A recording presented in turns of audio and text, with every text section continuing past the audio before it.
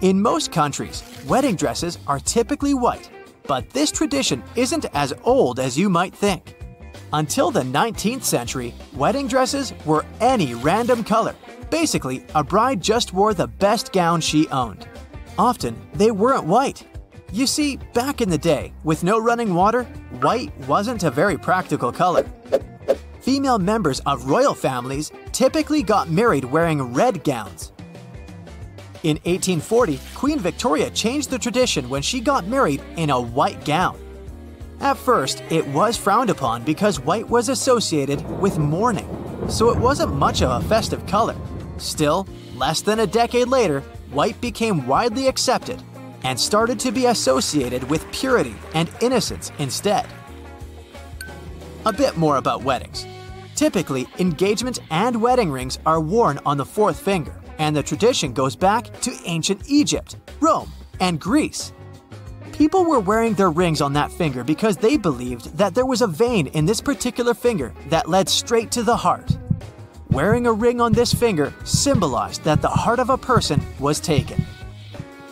Originally, the ring was worn on the right hand because people believed the left hand to be unlucky. Some cultures changed it to the left hand later. In some countries, people wear their engagement ring on the right hand before the wedding and switch it to the left after the wedding.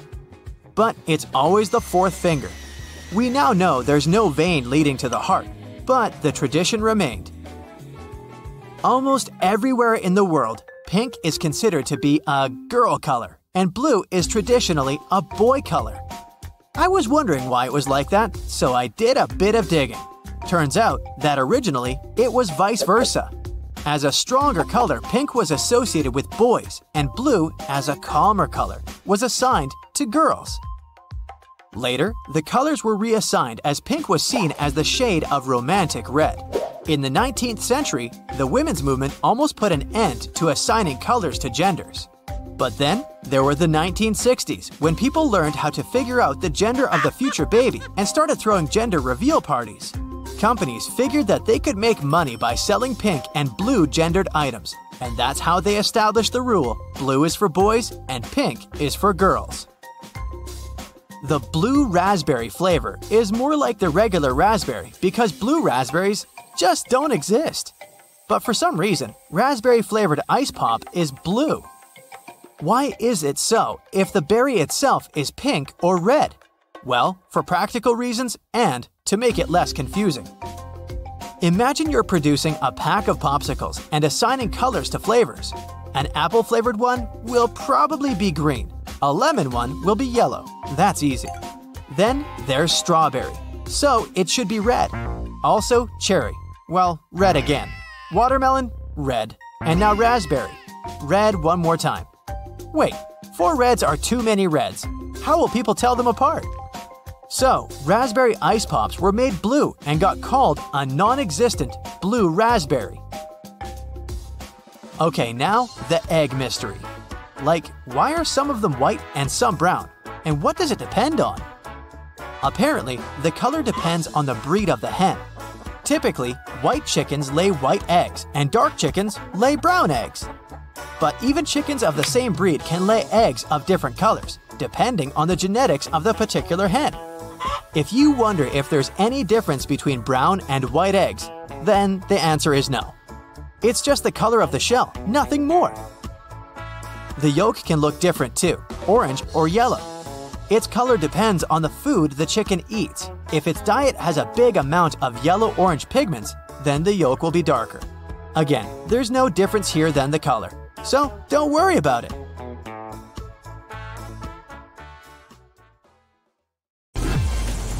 Do you hear a sound and almost instantly see a specific color?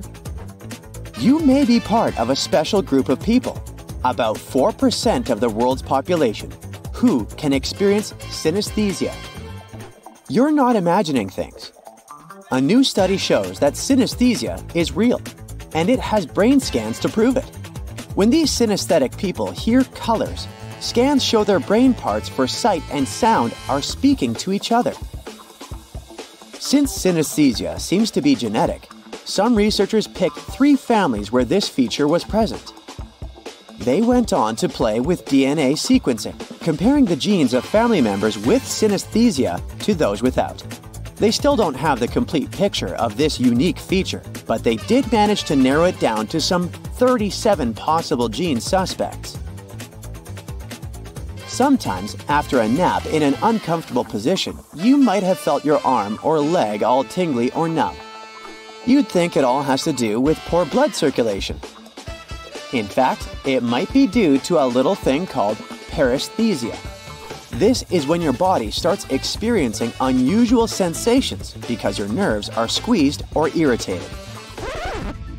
Paresthesia can give you anything from a burning sensation to that annoying feeling like your arm or leg is not responding at all. It might even throw in some itching or the good old pins and needles. Usually, it shouldn't take longer than 30 minutes tops. Give the affected body part a good shake and it might speed up the process. If it takes longer than that, or if you're getting repeated episodes of paresthesia for no reason, best to check with a specialist to make sure everything's okay. You know what's also worth checking? If you've already liked this video and subscribed to the channel, just to make sure you'll never miss anything. On a regular day, you don't even think about your stomach or its chemical content. Can you imagine if one day this substance just vanished? It contains hydrochloric acid, which is also used in fertilizers, rubber, and steel. Should you ever inhale it, you'd get some serious nose and breathing trouble. Whenever you're chewing something, your stomach starts working those gastric juices. They help because they can help break down protein, activate pepsin, get rid of whatever bacteria you may have swallowed without even knowing, and signal your food to move on towards the exit. Without the acid, the food would just sit there, turning into a bacterium breeding ground. Proteins and nutrients won't get absorbed.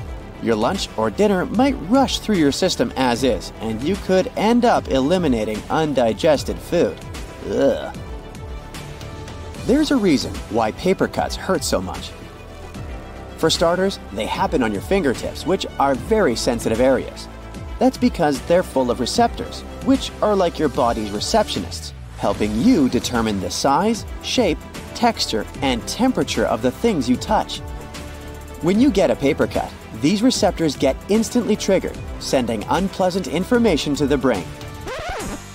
Paper cuts also aren't like a clean slice from a sharp knife because of the dullness of the paper edges. This exposes even more of those receptors. Paper cuts don't bleed much and they don't clot well either. It leaves the nerves out in the open, making the discomfort even worse. We're always using our hands, so these cuts keep reopening, taking forever to heal. Paper is often treated with chemicals that can irritate your skin too. Deja vu seems to just hit you out of nowhere. You're not a sorcerer and you're also not communicating with anyone from the beyond. It's just your brain malfunctioning. According to doctors, deja vu is experienced when two parts of the brain are having a bit of a misunderstanding. These two brain parts are located on each side of your skull, right above your temples. They're like the memory cards of your brain, helping you remember things like locations or other people's faces. They even decode emotions and understand language. Now, in each of these brain areas called temporal lobes, there's a region called the hippocampus. This one is responsible for short-term memories. Sometimes the brain can get small glitches, confusing the hippocampus. That's when we get deja vu. All this process messes with your recognition memory systems, giving you that weird feeling that you've been there before, or you've already met a person you're seeing for the first time. This is a completely normal process, and you're more likely to experience deja vu if you're between 15 and 25 years old. It also seems that people who travel a lot or have the ability to remember their dreams experience it more often. It's hard to imagine if a whole civilization could survive without anyone having sight. That's highly unlikely, and here's why. First, imagine trying to grow food when you can't even see what you're doing. prepping the soil would turn into a nightmare. Because without sight, we'd be lost in, say, a massive wheat field with no reference points. Gathering that little food wouldn't be easy either. Animals might be lurking everywhere, ready to harm us. Communication would be complicated, since we wouldn't be able to read something without touching. Even our social lives would be different. Without eyes, we'd be left to rely on voices. Talking to someone without knowing who else is listening. Creepy. If you've ever had a spicy pepper, you know it's not technically hot in terms of its temperature. So why does it feel like it's burning, even if it's just out of the fridge? Well, spicy food has these chemicals that trick your body into turning up its internal air conditioning. First, your lips and tongue feel like they're on fire. Then your nose starts to feel all runny, and you might even shed a tear or two. Your blood vessels dilate, and suddenly, your entire body temperature goes up. To cool things down, you start to sweat. Your lungs might participate as well and signal your diaphragm to pitch in some hiccups, all in an attempt to kick out the fiery intruder. In most cases, all these bodily triggers are caused by a substance called capsaicin, often found in hot peppers like habanero and cayenne. Even though we might feel like we're moving around in our dreams, we aren't because of a complex system in our bodies. This keeps your muscles from doing all sorts of outrageous things because of the wild stories our brains might be coming up with at night. It turns out that most of this brain chemistry happens during the rapid eye movement, or REM phase, about 90 minutes after you've fallen asleep. During REM, or REM, your brain is experiencing some of the weirdest dreams, while your voluntary muscles, like your arms and legs, are turned off. This muscle lockdown is the reason why some people wake up and can't move, experiencing what they call sleep paralysis. The big mystery was how the muscles got into this paralyzed state. Early on, scientists thought glycine, a neurotransmitter, was responsible. Research has shown that even if scientists blocked glycine, the muscles remained frozen. It took a while longer for scientists to find out that to keep those muscles immobile, you need both glycine and another communication chemical called GABA, or GABA. We're not as hairy as our ancestors, but we do still get little goosebumps when we're cold. It's because of these tiny muscles in our hair follicles, called erector pili, that pull our hair upright. For furry animals, this creature helps keep them warm. But for us, it doesn't do much in terms of heat. Still, we and some other less hairy creatures kept this ability over the years.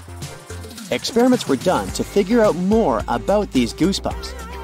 They found these three key players: those erector pili muscles, sympathetic nerves, and hair follicles. When they played around with the nerves, hair growth slowed down. The nerves and our hair follicles work like partners, making chemical synapses. So, goosebumps aren't just a quick fix to lower temperatures. They might also tell our stem cells to grow more hair in the long run. That's why losing those muscle cells could be linked to going bald. Bet you've never heard of corrugation. It's a system that may lie hidden in your pantry right now. Ever notice those bumps on food cans? That's exactly what they're called. And they're not just for aesthetics. First off, they make the can extra strong. That's because they can help it from cracking during the manufacturing process. Plus, these corrugations come in handy during delivery, acting like a shield to make sure there's no spillage. They're also useful in the long run because they help keep the cans in their original shape. Even when things get too hot or too cold, these corrugations let them breathe a bit. They expand and contract without breaking the metal. You may not notice any cracks on regular cans, but even the tiniest of openings can leave a way for nasty bacteria to get in contact with the food. Not to mention, they create this little air gap, so when you pop the can open, everything slides out smoothly, without you having to put in that much effort. You know what also doesn't require much effort? Hitting that subscribe button and liking this video.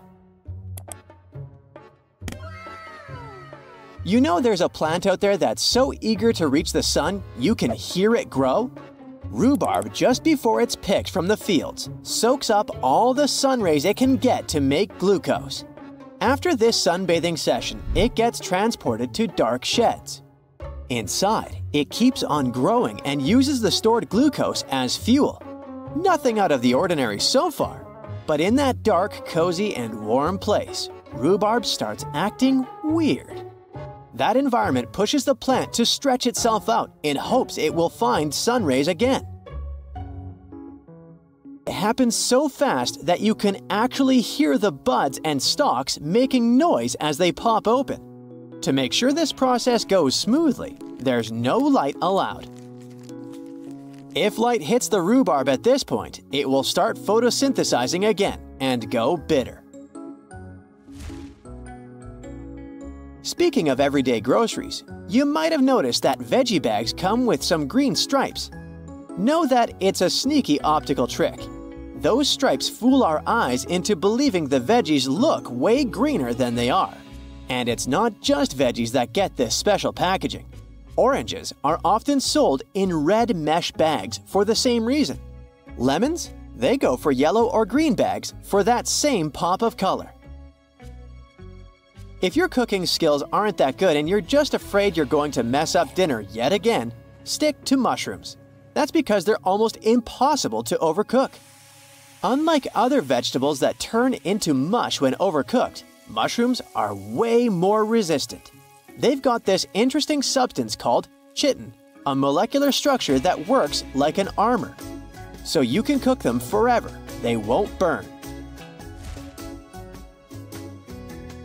Donuts don't have holes in them because it's easier for you to pick them up. If you've ever tried to make them at home, you might have noticed that when you fry the dough, the outside gets done quickly, thanks to the hot oil. If you want the inside to look just as good, you have to keep it in the oil way longer, but then the outside would get too brown. Thanks to that middle hole, the heat gets to both sides equally, cooking up a flawless donut. Here's how that small piece of paper makes it into your fortune cookie. First, they bake these cookies flat, like pancakes. Then, while they're still warm and bendy, they sneak in those tiny messages. As the cookies cool down, they toughen up and keep their shape, trapping the fortune inside like a tasty time capsule. One legend has it that these Asian treats were initially intended to help people send all sorts of secret messages without causing any suspicion. Here's a little tip for whenever you're buying lunch at a fast food place. Skip the word extra when you're ordering.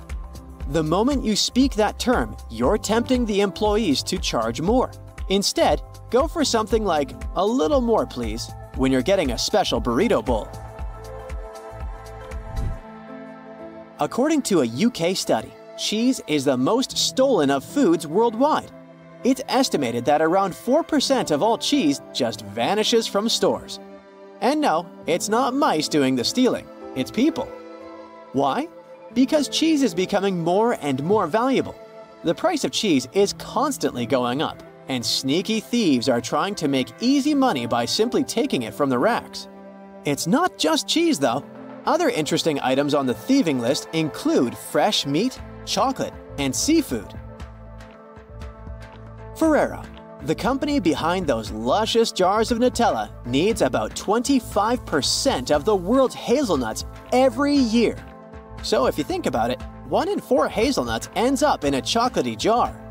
The manufacturers get the nuts from Turkey, Italy, and Chile, making sure they get them delivered from both the northern and southern hemispheres to keep things fresh.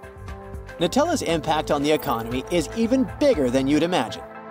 Because of this demand, the price of hazelnuts went through the roof. In 2014, a frost hit Turkey's hazelnuts, supply got halved, and prices were even higher. Now, even places like New Jersey are trying to grow those Nutella-worthy nuts. When you imagine someone trying to sneak something into space, your first thought wouldn't be a sandwich. But back in 1965, during a Gemini mission, astronaut John Young brought a corned beef sandwich on board, going against NASA rules. He hid it in his spacesuit pocket before blastoff. About 2 hours into the 5-hour trip, he went to the mission commander and offered him this unlawful treat. The commander, being a good sport, took it, and they shared a quick, savory moment. He even put the unfinished sandwich in his own spacesuit pocket to avoid crumbs making a mess of the spacecraft. Meanwhile, the official NASA-approved food was waiting patiently in a box nearby. Surely, radishes aren't your first pick when it comes to salad ingredients, but they have quite an interesting history too. These mustard, broccoli, cabbage, and cauliflower cousins have been grown and eaten for longer than you'd imagine, even before the Romans were famous in ancient Egyptian times. In fact, radishes were used as currency for the people who built the pyramids, alongside onions and garlic. You'd think the English are champions when it comes to drinking tea, but you'd be wrong. Turkey is in fact the tea capital of the world. Every Turk drinks an average of 1,300 cups of tea each year. On a regular day, they're sipping on 3 to 5 cups, but when winter hits, they can reach 10 cups a day. Locals claim tea is like a social custom for them. It's more than just a hot beverage. It's an excuse to sit down, enjoy the atmosphere, and connect with loved ones. When it comes to types, black tea is preferred. There might be a magical drink hidden in your fridge. It's tonic water, and it might be able to glow in the dark. If you're curious, test it out with some ultraviolet light. The secret behind this glow is pretty simple. Tonic water has quinine, a chemical that lights up under certain conditions. Quinine was used back in the day to treat certain health problems. The stuff was so bitter that some people started mixing it with sugar and soda water. In simple terms, things glow because they absorb light energy, gets all excited, and then releases it as visible light. Quinine in tonic water absorbs and releases energy, making your drink look like it's from a fairy tale. There's an interesting connection between what we hear and what we taste. Scientists investigated and found that people worldwide link certain sounds with specific flavors, and they call it cross-modal correspondence. High-pitched sounds match up with sweet and sour tastes, while the lower, jarring sounds go hand in hand with bitterness. If it's staccato, think crunchy, and if it's smooth and flowing, think creamy. Some even found music that can enhance the taste of chocolate.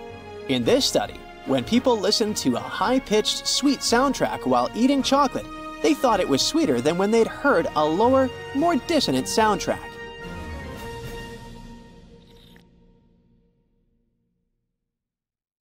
Ah, the toothpick. This seemingly ordinary item that you often use after devouring a burger has a secret history that'll make your jaw drop, pun intended. Don't be fooled by its slim appearance. The toothpick has been around for ages. Long before archaeologists could dig up physical evidence of ancient toothpicks, those toothy wonders were made from materials that fell apart faster than leftovers in the back of your fridge. Yep, I'm talking about wood. However, clever researchers have found hints that Neanderthals and early Homo sapiens were hardcore toothpick enthusiasts. They've studied prehistoric bones and deduced that our ancestors regularly used some sort of tool to keep their pearly whites clean. In fact, they even found scratch marks on a tooth that suggest our predecessors were serious toothpickers. In hindsight, it probably wasn't the best idea for the delicate enamel coating of human teeth. Fast forward to more recent times, but still ancient, mind you, and toothpicks were all the rage among various ancient civilizations. Literary sources have spilled the beans on this peculiar obsession. According to an ancient Greek historian, a local tyrant met his doom by using a poison-coated toothpick. Yikes! And guess what? Toothpicks from those times have survived the test of time for us to see even today. These fancy picks were often made from more durable materials, like bone or precious metals. Who knew a tiny stick could be so dangerous and luxurious at the same time? Now let's talk about toothpick fashion. Oh yes, it was a thing too. Even during the medieval period when life was all castles and chivalry, Folks flaunted their upper-class status with gold or silver toothpicks elegantly tucked away in snazzy cases. Europeans really knew how to stand out from the toothpick-wielding masses. One particular fancy toothpick dating from the 16th century is displayed at the British Museum.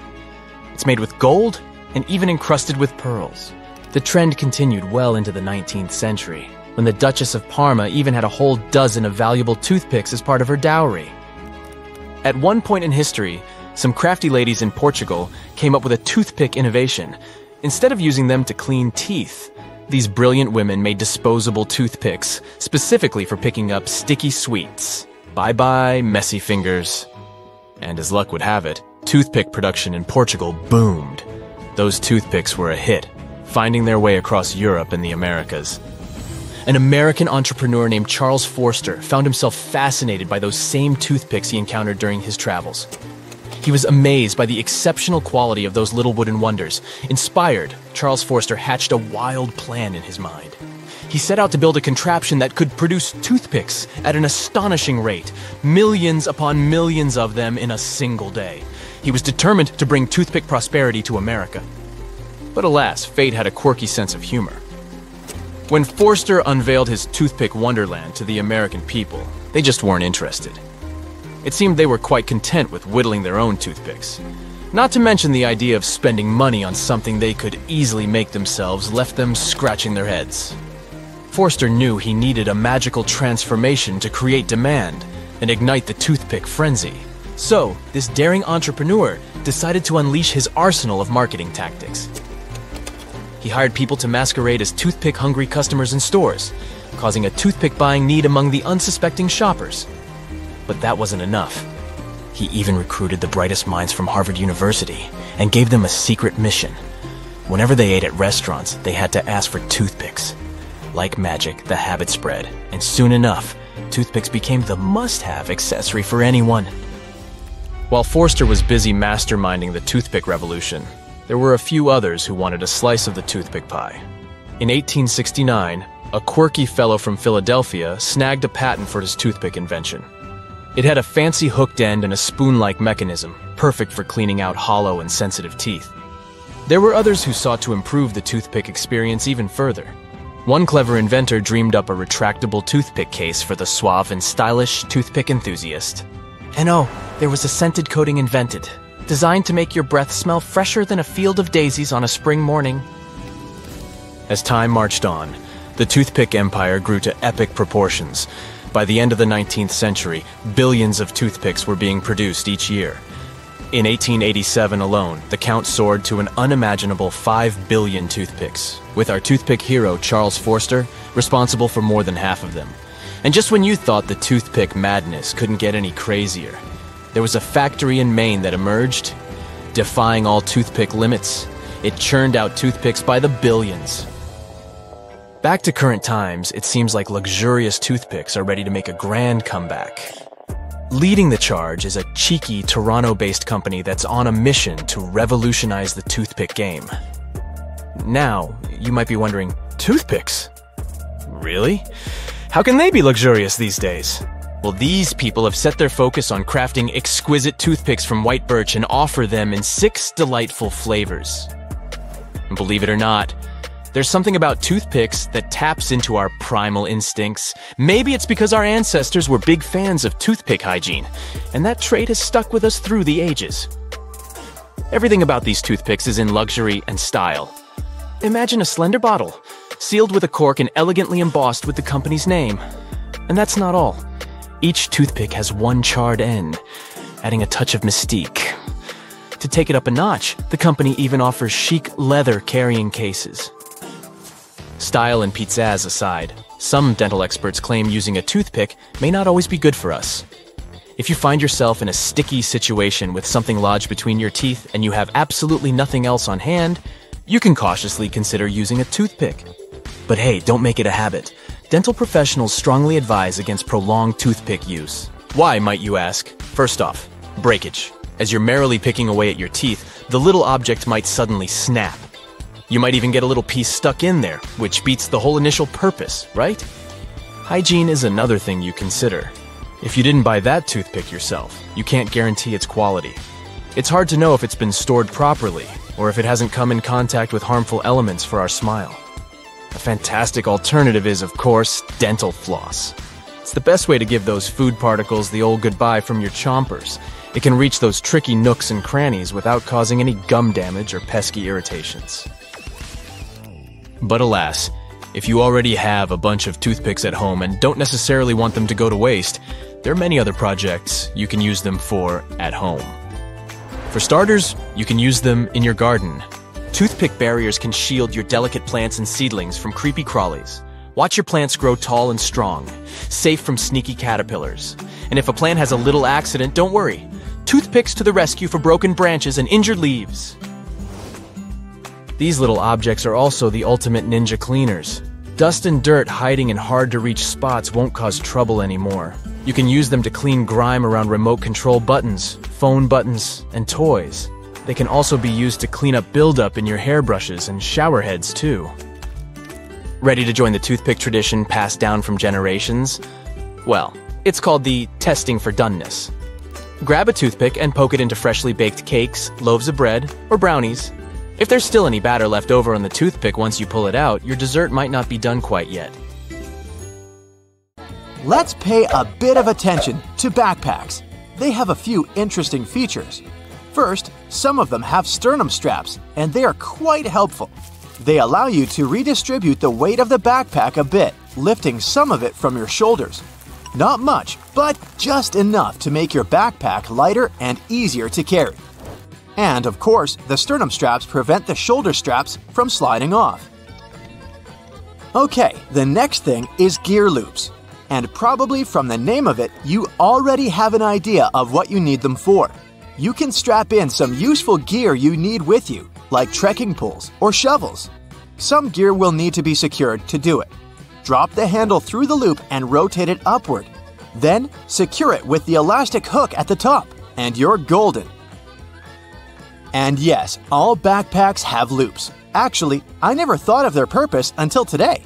Some people say that if you slide your thumbs through them, it makes the backpack sit tighter on your back, making it more comfortable. Other people just rest their hands there, but the reason why they're there is probably to prevent the ends from sliding back from the buckles. That would be quite a headache to slide them back all the time, right? Okay, let's look into some other ordinary stuff we've never paid attention to. Let's take, for example, jeans. They have those metal rivets. It turns out that they've been there as long as jeans exist. Jacob Davis, the man who made the first pair of jeans, added copper rivets to places where the pants were more likely to rip to make them stronger. So it was a crucial detail to keep jeans together.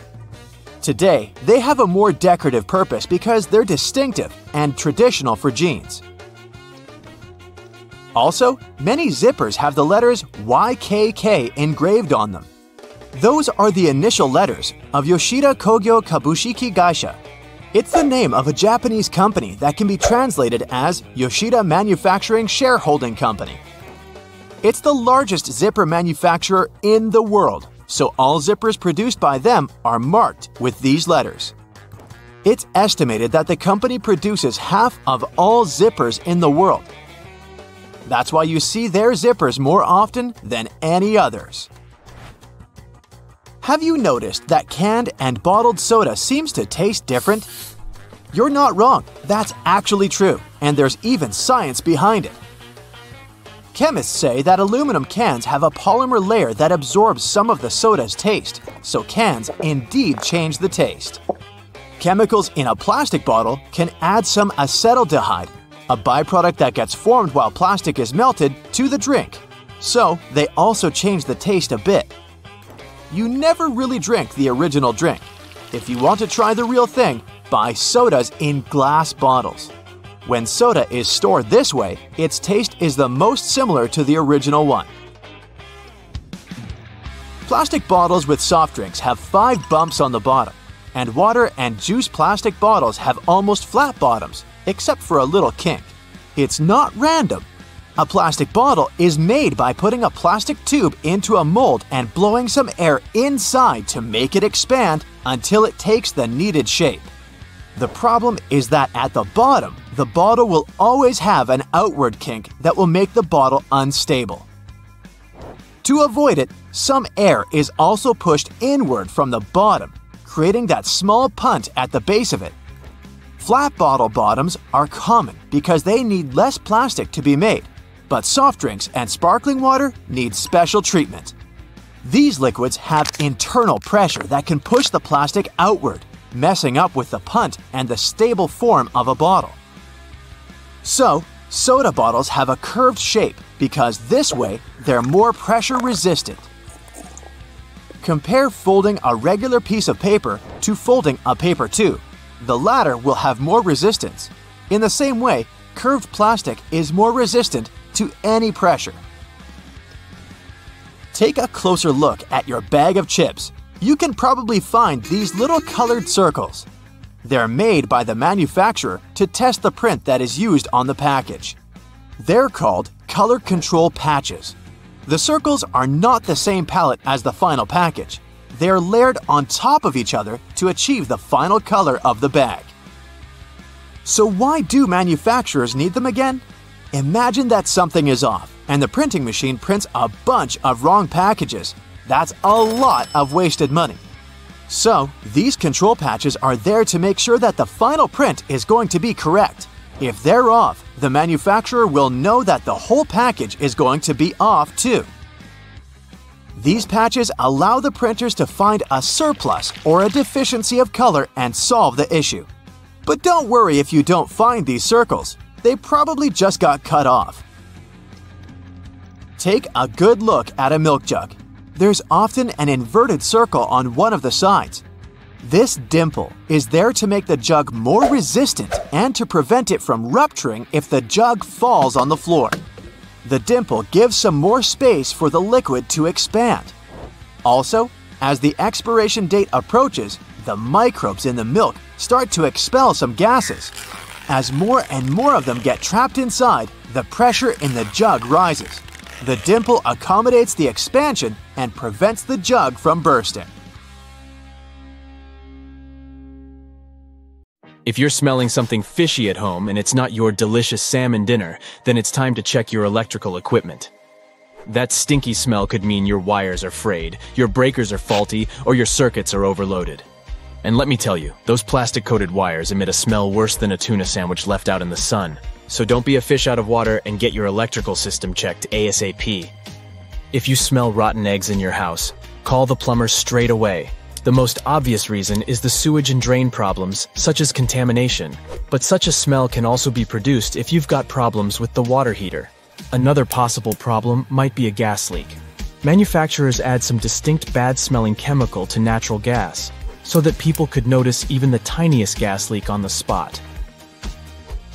This one may not be as easy to spot as a unicorn in Central Park, but it's still important to know. Have you ever caught a whiff of something funky before your stove ignites? That's the smell of carbon monoxide. And let me tell you, it's no joke. This sneaky gas can be extremely dangerous if you inhale too much of it. And the worst part is that it's completely odorless and tasteless. That weird scent you're picking up, it's actually added to the gas to give you a heads up that danger is lurking. So, next time you catch a funky smell coming from your stove, don't just brush it off as last night's leftover lasagna. It's not uncommon to find mold in your home wherever water is present and trapped, like an unknown leak in the walls. Mold spores can grow as a result of this moist patch and can cause pretty serious health issues. Bedbugs have a thing for shoes. Yup, they love to hide in them, but only if the conditions are right. So if you've got a pair of shoes that you hardly ever wear, watch out. Bedbugs might just be snuggling up in there for a cozy nap. But don't worry, there's a trick to keeping those pesky bugs out of your kicks. Leather shoes are a bit too smooth for bedbugs to crawl on, so they're less likely to hide in those. Athletic shoes, on the other hand, are like a playground for bedbugs. All those interesting textures and patterns make for the perfect hiding spot. So if you want to keep bedbugs out of your shoes, just wear them regularly. Those creepy crawlers don't like anything that moves or gets disturbed often. And who knows, you might even squish a few of them in the process. Talk about a win-win situation. So go ahead, put on those shoes and show those bedbugs who's boss. Your feet and your sanity will thank you for it. If your nostrils are being assaulted by an unpleasant odor, it might be time to check your mattress. Recent scientific studies have revealed that a 7-year-old mattress can harbor more bacteria than a sci-fi movie set in outer space. Over 16 million colony-forming units per square inch. That's enough to make even the bravest of us want to sleep in a hazmat suit. But fear not, for there is a solution to this gross problem. Enter baking soda, the unsung hero of household cleaning. Simply sprinkle some of this magical powder onto your mattress. Let it sit for half an hour while you go do something fun, like watching cat videos, and then vacuum it up with a brush attachment. Voila! Your bed will smell fresher than a field of daisies on a spring day. So don't let those pesky bacteria get the best of you. And who knows? Maybe your newly freshened mattress will even inspire some sweet dreams, or at least keep the nightmares at bay. Have you ever noticed that your towel smells like a swamp monster's armpit? Yeah, that's because you've been using it for too long. Don't be a bacteria hoarder. Switch out your towel after 3 uses. And if you really want to banish those stinky germs, toss in some baking soda every now and then. Your nose, and if you share an apartment, your roommates will definitely thank you. If your bathroom smells like a swamp, it could be because of stagnant water or some gross residue in the drain. Don't worry, if the plumber can't come until tomorrow, you can hack the smell by adding a few drops of your favorite essential oil to the toilet paper roll. It won't solve the problem, but at least you won't feel like you're suffocating. Now, onto the stinky toilet brush. Squirt some scented detergent right into the holder, or make your own DIY scent with distilled water and essential oil. It will get rid of bacteria, and the essential oil will hide bad smells. Just make sure you're allergic to the oils you choose. Moving on to the dishwasher. Did you know that mold can grow in there? Gross, right? Run a dry heat cycle with no dishes but some vinegar instead. Make sure to flush all the interiors, including the filters and panels.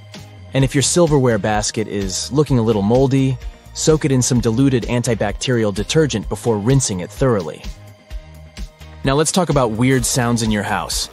Clicking and knocking in the winter or fall could be from turning on the heating or radiators. If there's condensed steam stuck in the system, try bleeding the radiators. And if you hear a bubbling sound, it could be a water leak or sediment in the water heater. Shut off the main water and listen. If the sound stops, call the plumber. If not, try draining the tank. If you're moving into a new house, check the walls and ceiling for any red flags. Fresh paint could be hiding something, so ask the landlord what's up. And stay away from popcorn ceilings. Not only are they ugly, but they contain asbestos. Asbestos is like a bowl of alphabet soup. It's made up of all these hard-to-pronounce crystal fibers: chrysotile, anthophyllite, tremolite, crocitolite, actinolite, and amosite. But don't let their wacky names trick you. Asbestos is one tough cookie. It can withstand high temperatures, chemicals, and even electricity. No wonder it was such a popular building material back in the day. Asbestos is like a sneaky ninja. It can break down into teeny tiny fibers that are so small they can float around in the air for days. And if you accidentally breathe in these fibers, it's like inviting a dangerous guest to your lungs. Yikes. So let's give asbestos the boot and keep our lungs happy and healthy. Just be careful if you're renovating an old home. You never know if you'll uncover a surprise layer of asbestos roofing. Odor-causing bacteria love to party in your kitchen sink and drain. And don't even get us started on the garbage disposal scraps. It's like a bacteria buffet in there. But there's a fun solution for you.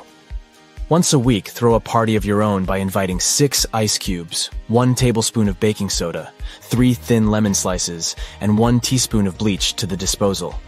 Turn up the music. Turn on the disposal and let those ice cubes do their thing. When the party's over, rinse with cold water for 30 seconds and voila! A fresh and clean sink.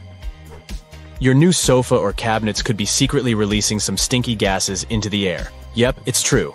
These gases, called volatile organic compounds, aka VOCs, can make your nose and throat feel pretty irritated. And if that's not bad enough, they can even give you a headache or make you feel dizzy. Yikes! But don't worry, I've got your back. If you can, try opening up some windows to get some fresh air flowing. And if you're on the hunt for some new furniture or home products, keep an eye out for low VOC options. Your nose will thank you. Plus, who wants to be surrounded by stinky furniture anyways? That's it for today. So hey, if you pacified your curiosity, then give the video a like and share it with your friends. Or if you want more, just click on these videos and stay on the bright side.